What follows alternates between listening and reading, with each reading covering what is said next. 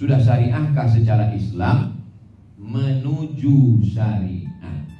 Assalamualaikum, salam Somad. Waalaikumsalam. Katanya Ustaz di Aceh ya, menuju Aceh. Katanya Ustaz di Langsa ya, menuju Langsa. Sekarang baru sampai Lok Sumawe. Jadi jangan sampai umat ini dikacaukan, dibingungkan. Tidak syariahnya, bank syariah. Terus kami mau kemana? Mau nyimpan duit di Bali Bantal? Gimana nyimpan duit di Bali Bantal? Duitnya lebih besar daripada Bantal. Ini menunjuk. Oh, tapi itulah pula hebatnya BI, dibuat aja tas sebesar itu, muat kan?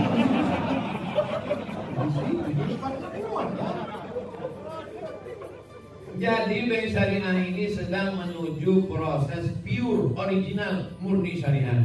Mungkin ketika Abdul Somad mati meninggal dunia, ketika kami Dr. Damanhur meninggal dunia, ini belum selesai, tapi paling tidak berada dalam proses. Dan BI membantu proses itu sebagai negara. Makanya yang dulu bank konvensional boleh membuka divisi syariah selama 16 tahun.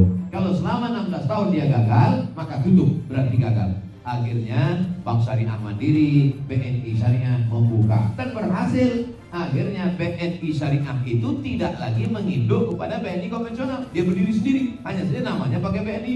Akhirnya sekarang digabungkan menjadi satu, BNI Syariah, Bank Syariah Mandiri, BRI Syariah menjadi Bank Syariah Indonesia. Itu salah satu mau membuat independensi Bank Syariah. Maka kita sebagai seorang muslim, sholatnya sudah sesuai ajaran Islam, puasanya sudah, tapi kemudian ekonominya belum.